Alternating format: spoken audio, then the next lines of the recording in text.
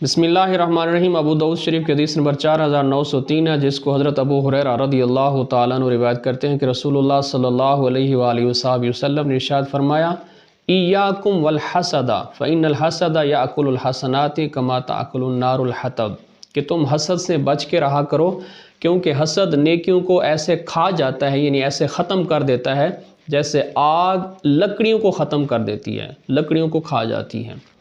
حسد یہ ہوتا ہے کہ آدمی کسی دوسرے شخص کی نعمت یا اس کی خوبی کا زوال چاہتا ہو، یا چاہتا ہو کہ اس کو نقصان پہنچے۔ مثال کے طور پہ آدمی جب دیکھتا ہے کہ اس کے بھائی کے پاس گاڑی آ گئی ہے تو وہ خواہش کرتا ہے کہ اس سے گاڑی چھن جائے یا اس کی گاڑی کو نقصان پہنچے، اس کو حسد کہا جاتا ہے۔ شریعت کے اندر حسد جائز نہیں ہے، رشک کرنا جائز ہے۔ رشک یہ ہے کہ اگر وہ چاہتا ہے کہ جیسے میرے بھائی کے پاس گاڑی آئی ہے اسی طرح میرے پاس بھی گاڑی آ جائے، جیسے میرے بھائی کو یہ نعمت، یہ خوبی عطا ہوئی ہے، اللہ تبارک و تعالیٰ ایسی نعمت، ایسی خوبی مجھے بھی عطا کرے، تو اس کو رشک کہا جاتا ہے۔ رشک کرنا شریعت کے اندر جائز ہے، حسد کرنا جائز نہیں ہے۔